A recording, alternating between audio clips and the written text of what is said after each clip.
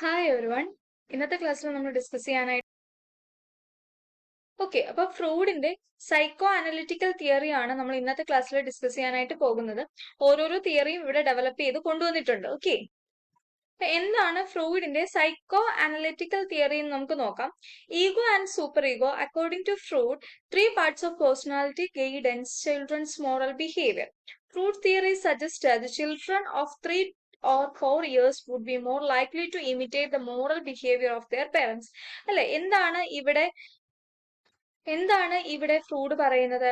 അതായത് ഈഗോ അല്ലെങ്കിൽ super ego ഏതാണ് പറയുന്നത്? അക്കോർഡിംഗ് ടു ഫ്രൂയിഡിന്റെ അഭിപ്രായത്തിൽ ഫ്രൂഡ് പറയുന്നത് there are 3 parts ഓഫ് വ്യക്തിത്വത്തിന് അല്ലെങ്കിൽ നമ്മുടെ വ്യക്തിത്വത്തിന് അല്ലെങ്കിൽ 3 parts ഉണ്ടെന്നാണ് പറയുന്നത്. അല്ലെ, വ്യക്തിത്വത്തിന് 3 ഭാഗങ്ങളായിട്ടാണ് കുട്ടികളുടെ കാര്യത്തിൽ. അതെന്താ? ധാർമ്മിക സ്വഭാവത്തെയാണ് കുട്ടികൾ കൂടുതലായിട്ടും നയിക്കുന്നത്. അല്ലെ, അവരുടെ പേഴ്സണാലിറ്റി 3 ഭാഗങ്ങളാണുള്ളത്. അതിനെ കുട്ടികളുടെ ധാർമ്മിക സ്വഭാവത്തെ ആരാണ് നയിക്കുന്നത്? അവർ തന്നെയാണ് നയിക്കുന്നത്. അത് കൂടാതെ fruit theory suggests that the children of 3 or 4 years would be more likely to imitate the moral behavior of their parents. അല്ലെ, എന്താണ് ഇദ്ദേഹത്തിന്റെ സിദ്ധാന്തത്തിൽ ഇദ്ദേഹം സൂചിപ്പിക്കുന്നത്? എന്താണ്?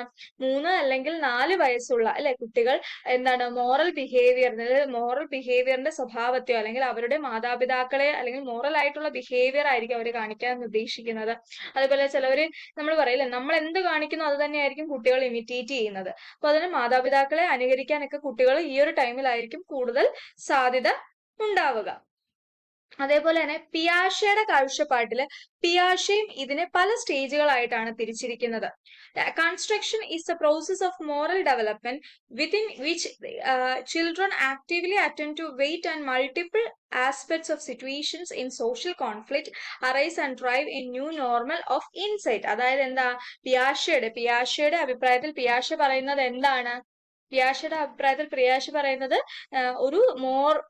ഒരു പ്രോസസ് ആണ് മോറൽ ഡെവലപ്മെന്റ് എന്നത്. അതായത് കുട്ടികളിൽ ഓരോ കാര്യങ്ങളും സജീവമായി പങ്കെടുക്കുകയും കുട്ടികൾ ഓരോത്തിലും സജീവമായി പങ്കെടുക്കുകയും അല്ലെ സമൂഹത്തിലേക്ക് ഇറങ്ങിച്ചെന്ന് ഓരോ സാഹചര്യങ്ങളിലുമായിട്ട് അവര് ഇണങ്ങിച്ചേരുകയും അല്ലെങ്കിൽ ഒന്നിലധികം വശങ്ങളിലേക്ക് അവർ കോൺഫ്ലിക്റ്റുകൾ ഉണ്ടാകുകയും അല്ലെ അവർ ഓരോരോ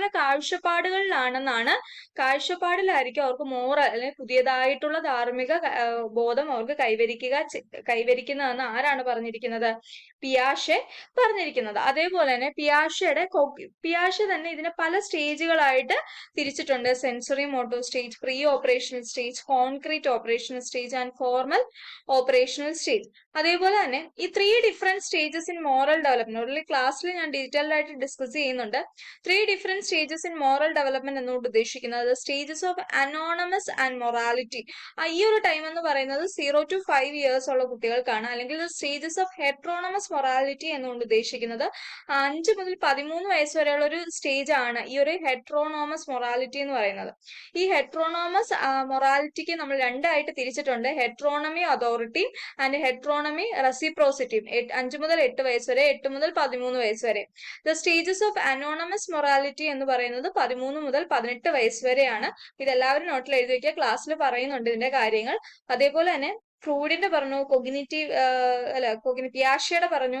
അതേപോലെ തന്നെ അടുത്തതായിട്ടുള്ളതാണ് കോൾബർഗിന്റെ കാഴ്ചപ്പാടിൽ എങ്ങനെയാണ് moral development? The moral development of an individuals sense of justice and Kohlberg 6 stages they are. Kohlberg പറയുന്നത് അതിന്റെ ഡീറ്റെയിൽഡ് ആയിട്ടുള്ള ക്ലാസ്സിൽ ഞാൻ പറയുന്നുണ്ട്. ഇതിന്റെ അകത്ത് നിങ്ങൾ ശ്രദ്ധിക്കേണ്ടത് എന്താണ് പറയുന്നത്? കോൾബർഗ്സ് പറയുന്ന മോറൽ ഡെവലപ്മെന്റ് അല്ലെ, കോൾബർഗിന്റെ കാഴ്ചപ്പാടിൽ അല്ലെങ്കിൽ ധാർമ്മിക വികസനം അല്ലെങ്കിൽ മോറൽ ഡെവലപ്മെന്റ് എന്ന് പറയുന്നത് ഒരു തരത്തിലൊരു വികാസം തന്നെയാണ്. പക്ഷെ വ്യക്തികളിൽ ഒരു നീതിബോധം അല്ലെ വളർത്തിയെടുക്കുക, ഒരു ഇൻഡിവിജ്വൽസിനാണെങ്കിൽ ഒരു നീതിബോധം വളർത്തിയെടുക്കുക, അത് സ്വന്തമായിട്ട് നല്ല രീതിയിൽ പെരുമാറുക, അങ്ങനത്തെയൊക്കെയുള്ള കാര്യങ്ങൾ. ഇദ്ദേഹം ഇതിനെ 6 സ്റ്റേജസ് ആയിട്ടാണ്, 6 ഘട്ടങ്ങളായിട്ടാണ് തിരിച്ചിരിക്കുന്നത്. 3 ലെവലിന്റെ കീഴിൽ 6 ഘട്ടങ്ങളായിട്ടാണ് ഇദ്ദേഹം തിരിച്ചിരിക്കുന്നത്. പ്രീ കൺവെൻഷണൽ ലെവൽ എന്ന് പറയുന്ന ആ ഒരു സ്റ്റേജ് ഒരു ലെവല്, അതുപോലെ തന്നെ 3 ലെവലായിട്ടാണ് ഞാൻ പറഞ്ഞു: pre conventional level and post conventional level. ഈ പ്രീ കൺവെൻഷണൽ ലെവലിന്റെ അകത്താണ് 4 മുതൽ 10 വയസ്സ് വരെ. ഇതിന്റെ കീഴിലാണ് എന്ത് വരുന്നത്?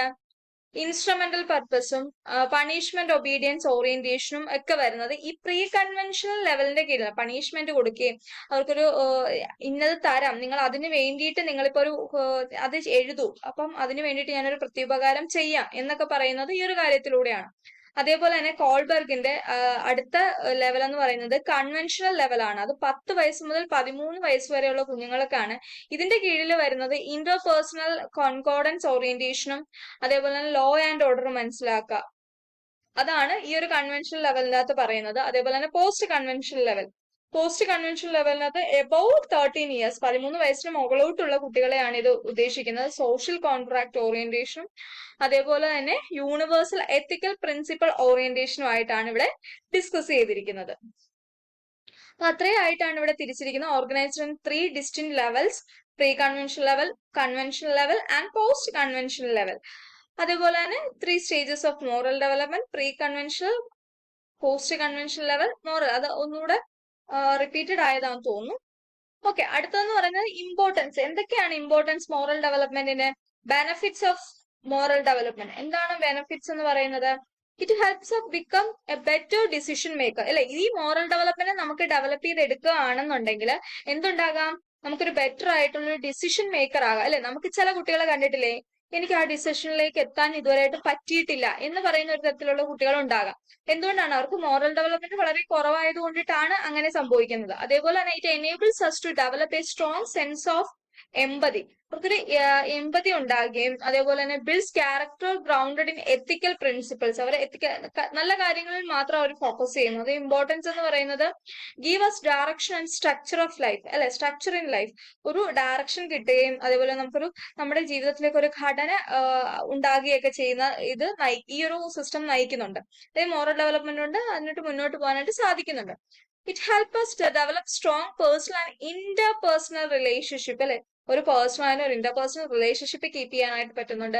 The guide as to honest, അല്ലെ, കമ്പാനിയൻഷിപ്പ്, അതേപോലെ തന്നെ റെസ്പെക്ട്ഫുൾ ഇൻഡിവിജ്വൽ, മറ്റൊരാളെ നമ്മൾ എന്ത് ചെയ്യാം, റെസ്പെക്ട് ചെയ്യും. അങ്ങനത്തെ എല്ലാ കാര്യങ്ങളും ഇതിലൂടെ ഈ പ്രോസസ്സിലൂടെ നടക്കുന്നുണ്ട്. അപ്പൊ ഇത്രയാണ് ഈ ഒരു മൊഡ്യൂളിൽ ഡീപ്ലി പറയാനുള്ളത്. അപ്പം ബെനഫിറ്റ്സ് പറഞ്ഞു, ഇമ്പോർട്ടൻസ് പറഞ്ഞു, 3 സ്റ്റേജസ് പറഞ്ഞു, അതിന്റെ 3 സ്റ്റേജസ് അല്ല 3 ലെവൽസ് പറഞ്ഞു. അതിന് ആ 3 ലെവൽസിന്റെ കീഴിലുള്ള 6 സ്റ്റേജസ് നമ്മൾ ഡിസ്ക്രൈബ് ചെയ്തു.